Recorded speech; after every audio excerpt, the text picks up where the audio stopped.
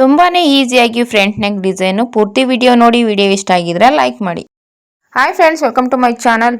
ಇವತ್ತಿನ ವಿಡಿಯೋದಲ್ಲಿ ಫ್ರಂಟ್ ತುಂಬಾನೇ ಟ್ರೆಂಡಿಂಗ್ ಅಲ್ಲಿರುವಂಥ ಡಿಸೈನ್ ತೋರಿಸ್ಕೊಡ್ತಿದ್ದೀನಿ. ಕ್ಯಾನ್ವಾಸಲ್ಲಿ ಯಾವ ರೀತಿ ಮಾಡ್ತೀನಿ ಅನ್ನೋದನ್ನ.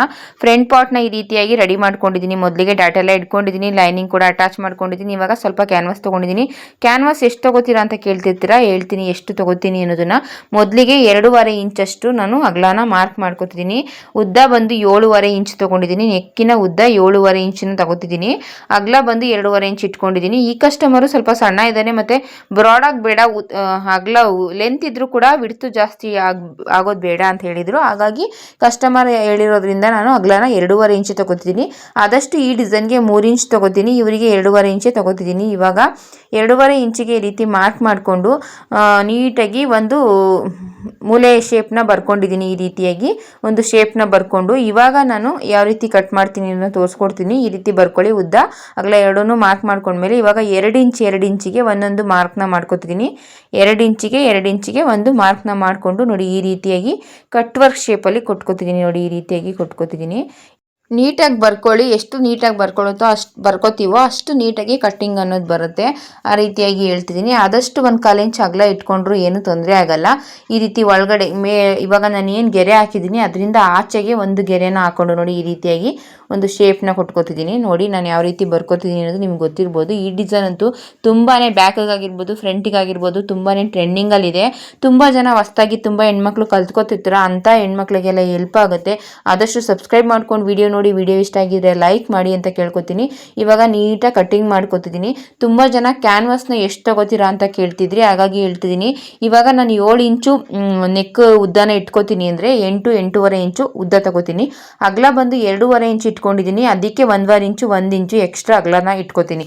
ಯಾವಾಗಲೂ ಕೂಡ ಅಷ್ಟೇ, ನೆಕ್ ಬಿಡ್ತು 11 ಇದೆ ಅಂದರೆ 12.5 ಈ ರೀತಿಯಾಗಿ ಲೆಂತು, ಅದಕ್ಕಿಂತ 1.5 ಇಂಚು ಉದ್ದ, ಅಗಲ 3 ಇಂಚು 3.5 4 ಇಂಚು ಇಟ್ಕೋತೀನಿ. ಕೆಲವೊಂದು ಬೋಟ್ ನೆಕ್ಗೆ ಆವಾಗ 4 ಇಂಚ್ ಇದ್ದಾಗ 5.5 ಇಂಚು ಅಗಲ ಈ ರೀತಿಯಾಗಿ ತಗೋತೀನಿ. ಎಷ್ಟು ಬೇಕಾಗುತ್ತೆ ಲೆಂತ್ ಬಿಡ್ತು ಅದ್ರ ಮೇಲೆ 1.5 ಇಂಚಷ್ಟು ಎಕ್ಸ್ಟ್ರಾ ತಗೋತೀನಿ. ಆದಷ್ಟು ಕೂಡ ನೋಡಿ, ಈ ರೀತಿಯಾಗಿ ಸಪ್ರೇಟಾಗಿ ಕೂಡ ಸ್ವಲ್ಪ 1/4 ಅರ್ಧ ಇಂಚು ಇಲ್ಲ 1 ಇಂಚಷ್ಟು ಬಿಟ್ಟು ಕಟ್ ಮಾಡಿಬಿಡ್ಬೇಕು.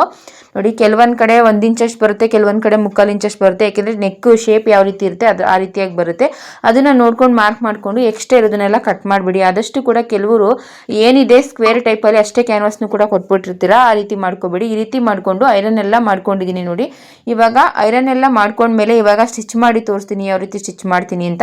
ಇವಾಗ ಇದನ್ನು ಈ ರೀತಿ ಮಧ್ಯ ಫೋಲ್ಡ್ ಮಾಡಿಕೊಂಡು ನೀಟಾಗಿ ಮಧ್ಯ ಕಟ್ ಮಾಡಿಬಿಡ್ತೀನಿ. 2 ನೆಕ್ಗೆ ಆಗಬೇಕಲ್ಲ, ಹಾಗಾಗಿ ಸಪ್ರೇಟಾಗಿ 2 ನೆಕ್ಗೂ ಕೂಡ ಕಟ್ ಮಾಡ್ಕೋತೀನಿ. ಫ್ರಂಟ್ ಉಕ್ಸ್ ಆಗಿರೋದ್ರಿಂದ ಸಪ್ರೇಟಾಗಿ ಕಟ್ ಮಾಡ್ಕೋತೀನಿ. ಇವಾಗ ಫ್ರಂಟ್ ಉಕ್ಸ್ ಇಲ್ಲ ಅನ್ನೋಗಿದ್ರೆ ಕಟ್ ಮಾಡ್ಕೊಳ್ಳೋಂಥ ಅವಶ್ಯಕತೆ ಇಲ್ಲ. ಬ್ಯಾಕ್ ಉಕ್ಸ್ ಬ್ಲೌಸ್ ಆಗಿದ್ರೆ ಕಟ್ ಮಾಡ್ಕೊಳ್ಳೋಂಥ ಅವಶ್ಯಕತೆ ಇಲ್ಲ. ಇದು ಫ್ರಂಟ್ ಉಕ್ಸ್ ಬ್ಲೌಸು, ಹಾಗಾಗಿ ಕಟ್ ಮಾಡ್ಕೋತಿದ್ದೀನಿ. ನೀಟಾಗಿ ಕಟ್ ಮಾಡಿಕೊಂಡು ಇವಾಗ ನಾನು ಅದನ್ನು ಕಟ್ ಮಾಡಬೇಕಾದ್ರೆ ಅಲ್ಲಿಗೂ ಕೂಡ 2.5 ಇಂಚಿಗೆ ಮಾರ್ಕ್ ಮಾಡ್ಕೊಂಡಿದ್ದೆ. ನೆಕ್ನ ಕಟ್ ಮಾಡಬೇಕಾದ್ರೆ ಒರಿಜಿನಲ್ ಬ್ಲೌಸ್ ಪೀಸ್ನ ಅಲ್ಲಿಗೆ ನೀಟಾಗಿ ಇಟ್ಕೋತೀನಿ. ನೋಡಿ, ಈ ರೀತಿಯಾಗಿ ಇಟ್ಕೋಬೇಕು. ನೀಟಾಗಿ ಇಟ್ಕೊಂಡು ಕ್ಯಾನ್ವಾಸ್ ಮೇಲೆ ಸ್ಟಿಚ್ ಹಾಕೋದಿಲ್ಲ, ಕ್ಯಾನ್ವಾಸಿಂದ ಪಕ್ಕ ಸ್ಟಿಚ್ನ ಹಾಕೋತೀನಿ.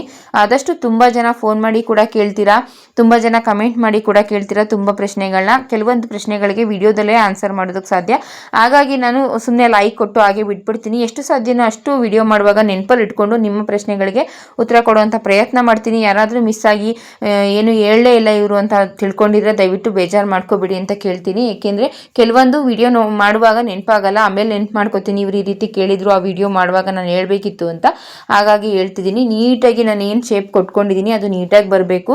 ರೌಂಡ್ ಶೇಪಲ್ಲಿ ಆದಷ್ಟು ಕೂಡ ಈ ರೀತಿ ರೌಂಡ್ ಶೇಪ್ ಬರುವಾಗ ಪದೇ ಪದೇ ನಿಲ್ಲಿಸ್ಕೋಬಾರ್ದು. ಒಂದೇ ಸಲ ರೌಂಡ್ ಶೇಪ್ ಬರೋ ರೀತಿ ನಾವು ಸ್ಟಿಚ್ ಮಾಡಬೇಕಾಗತ್ತೆ. ಏಕೆಂದರೆ ನಾವು ಸೂಜಿ ಬಿಟ್ಟು ಒಂದು ಸ್ವಲ್ಪ ಹೊಲಿಗೆ ನಿಲ್ಲಿಸಿದ್ರು ಕೂಡ ಅದು ಒಂಥರ ಸ್ಕ್ವೇರ್ ಟೈಪ್ ಆಗಿಬಿಡುತ್ತೆ. ಹಾಗಾಗಿ ನೋಡ್ಕೊಂಡು ಸ್ಟಿಚ್ ಹಾಕ್ಕೊಳ್ಳಿ. ಕಟ್ಟಿಂಗ್ ಮಾಡಬೇಕಾದ್ರೂ ಕೂಡ ಒಂದೇ ಸಲ ನೋಡ್ಕೊಂಡು ಕಟ್ಟಿಂಗ್ ಮಾಡ್ಕೊಳ್ಳಿ. ಇವಾಗ ಸ್ವಲ್ಪ ಬಟ್ಟೆನ ಬಿಟ್ಟು ಎಕ್ಸ್ಟ್ರಾ ಇರೋದನ್ನೆಲ್ಲ ನೀಟಾಗಿ ಕಟ್ ಮಾಡಿಬಿಡ್ತೀನಿ. ತುಂಬ ಜನ ತುಂಬ ಹೆಣ್ಮಕ್ಳು ಟೈಲರಿಂಗ್ ಬಗ್ಗೆ ತುಂಬಾ ಇಂಟ್ರೆಸ್ಟ್ನ ತೋರಿಸ್ತಿದ್ದೀರಾ. ತುಂಬ ಜನ ಹೋಗಿ ಕೂಡ ಕಲ್ತ್ಕೋತಿದ್ದೀರಾ. ಇತ್ತೀಚೆಗೆ ತುಂಬ ನಾನು ಕೇಳ್ಪಟ್ಟಿಗೆ ತುಂಬ ಜನ ನನ್ನನ್ನು ಕೇಳ್ತಾರೆ, ಕ್ಲಾಸಸ್ ಮಾಡ್ತೀರಾ ಅಂತ. ಇಲ್ಲ, ನಾನು ಯಾವುದೇ ರೀತಿ ಕ್ಲಾಸಸ್ನ ಮಾಡಲ್ಲ. ಫ್ರೀ ಟೈಮಲ್ಲಿ ನನ್ನ ಕೆಲಸ ಮಾಡಿಕೊಂಡು ಫ್ರೀ ಟೈಮಲ್ಲಿ ನಾನು ಒಂದು ವಿಡಿಯೋನ ಮಾಡೋಕ್ಕೋ ಪ್ರಯತ್ನ ಮಾಡ್ತೀನಿ. ಏಕೆಂದರೆ ನನ್ನಿಂದ ಒಂದು 4 ಜನಕ್ಕೆ ಹೆಲ್ಪ್ ಆಗುತ್ತೆ, ಮತ್ತು ನನಗೂ ಕೂಡ ಹೆಲ್ಪ್ ಆಗುತ್ತೆ ಇದರಿಂದ ಅನ್ನೋದಕ್ಕೋಸ್ಕರ ನಾನು ಫ್ರೀ ಮಾಡ್ಕೊಂಡು ಒಂದು ವಿಡಿಯೋ ಮಾಡಾಕ್ತೀನಿ. ಇವಾಗ ಮ್ಯಾಚ್ ಎಲ್ಲ ಹೊಡ್ಕೊಂಡು ನೀಟಾಗಿ ಉಲ್ಟಾ ಮಾಡ್ತೀನಿ. ಉಲ್ಟಾ ಮಾಡಿದ ತಕ್ಷಣ ನೀಟಾಗಿ ಬಂದುಬಿಡುತ್ತೆ. ಕೆಲವೊಂದು ಬಟ್ಟೆ ಅಷ್ಟು ನೀಟಾಗಿ ಬರಲ್ಲ, ಬೇಗ ಉಲ್ಟಾ ಮಾಡಿದ ತಕ್ಷಣ. ಕೆಲವೊಂದು ಬಟ್ಟೆ ಉಲ್ಟಾ ಮಾಡಿದ ತಕ್ಷಣ ಬಂದ್ಬಿಡುತ್ತೆ. ಅದನ್ನು ನೋಡಿಕೊಂಡು ನೀವು ಸ್ಟಿಚ್ ಮಾಡ್ಕೊಳ್ಳಿ. ಇವಾಗ ಒಂದು ಸೈಡ್ ಸ್ಟಿಚ್ ಮಾಡ್ಕೊಂಡಿದ್ದೀನಿ, ಇನ್ನೊಂದು ಸೈಡು ಕೂಡ ಅದೇ ರೀತಿಯಾಗಿ ಸ್ಟಿಚ್ ಮಾಡ್ಕೊತೀನಿ. ಈ ರೀತಿ ಇಟ್ಕೊಂಡು ಇನ್ನೊಂದು ಸೈಡು ಅದೇ ರೀತಿಯಾಗಿ ಸ್ಟಿಚ್ ಮಾಡ್ತೀನಿ. ಈ ಬ್ಲೌಸ್ ಬಂದು back full round neck stitch ಮಾಡಿದ್ದೀನಿ ಅಷ್ಟೇ. ಫ್ರಂಟಿಗೆ ಈ ರೀತಿಯಾಗಿ ಡಿಸೈನ್ ಇರಲಿ ಅಂತ ಹೇಳಿದ್ರು, ಫ್ರಂಟಿಗೆ ಮಾತ್ರ ಈ ರೀತಿ ಡಿಸೈನ್ ಮಾಡಿದೆ. ಇವಾಗ ಉಲ್ಟಾ ಮಾಡ್ಕೊಂಡಿದ್ದೀನಿ, ಎರಡನ್ನೂ ಕೂಡ ಸ್ಟಿಚ್ ಮಾಡಿಕೊಂಡು ಇವಾಗ ಐರನ್ ಮಾಡ್ತೀನಿ. ಐರನ್ ಮಾಡಿದ ತಕ್ಷಣ ಫಿನಿಶಿಂಗ್ ಅನ್ನೋದು ತುಂಬ ಚೆನ್ನಾಗಿ ಬರುತ್ತೆ. ಇವಾಗ ಅದನ್ನು ಎಮ್ಮಿಂಗ್ ಮಾಡ್ಕೋತೀನಿ. ನಿಮಗೆ ಬೇಕು ಅನ್ನೋಗಿದ್ರೆ ಮೇಲ್ಗಡೆ ಸ್ಟಿಚ್ ಹಾಕೊಳ್ಳಿ, ಇಲ್ಲ ಅಂದರೆ ಹಾಗೆ ಕೂಡ ಎಮ್ಮಿಂಗ್ ಮಾಡ್ಕೊಂಡ್ರೆ ಆಯಿತು, ತುಂಬಾ ಚೆನ್ನಾಗಿ ಬರುತ್ತೆ. ಆದಷ್ಟು ಮುಂದೆ ಇನ್ನೊಂದಷ್ಟು ಡಿಸೈನ್ಸ್ ವಿಡಿಯೋನ ಮಾಡ್ಕೊಂಡಿದ್ದೀನಿ, ಅದನ್ನೆಲ್ಲ ಹಾಕೋ ಪ್ರಯತ್ನ ಮಾಡ್ತೀನಿ. ಇದೇ ರೀತಿ ಸಪೋರ್ಟ್ ಮಾಡ್ತೀನಿ, ಸಬ್ಸ್ಕ್ರೈಬ್ ಮಾಡಿಕೊಂಡು ವಿಡಿಯೋ ನೋಡಿ. ಇವಾಗ ಬ್ಯಾಕ್ ಕೂಡ ಈ ರೀತಿಯಾಗಿ ಎಮ್ಮಿಂಗಿಗೆ ಸ್ಟಿಚ್ ಮಾಡ್ಕೊಂಡಿದ್ದೀನಿ, ರೌಂಡ್ ನೆಕ್ಕಲ್ಲಿ ಸ್ಟಿಚ್ ಮಾಡಿ ಎಮ್ಮಿಂಗಿಗೆ ಸ್ಟಿಚ್ ಮಾಡ್ಕೊಂಡಿದ್ದೀನಿ. ದಾರಾನು ಕೂಡ ರೆಡಿ ಮಾಡ್ಕೋಬೇಕು. ಪೂರ್ತಿ ಬ್ಲೌಸ್ ಎಲ್ಲ ಮುಂದಿನ ವಿಡಿಯೋದಲ್ಲಿ ಯಾವ ರೀತಿ ಸ್ಟಿಚ್ ಮಾಡಿದ್ದೀನಿ ಅನ್ನೋದನ್ನು ತೋರಿಸ್ತೀನಿ. ಆದಷ್ಟು ಲೈನಿಂಗ್ ಎಲ್ಲ ಅಟ್ಯಾಚ್ ಮಾಡ್ಕೊಂಡ್ಮೇಲೆ ಈ ರೀತಿಯಾಗಿ ನೆಕ್ ಡಿಸೈನ್ಗಳನ್ನ ಮಾಡ್ತೀನಿ.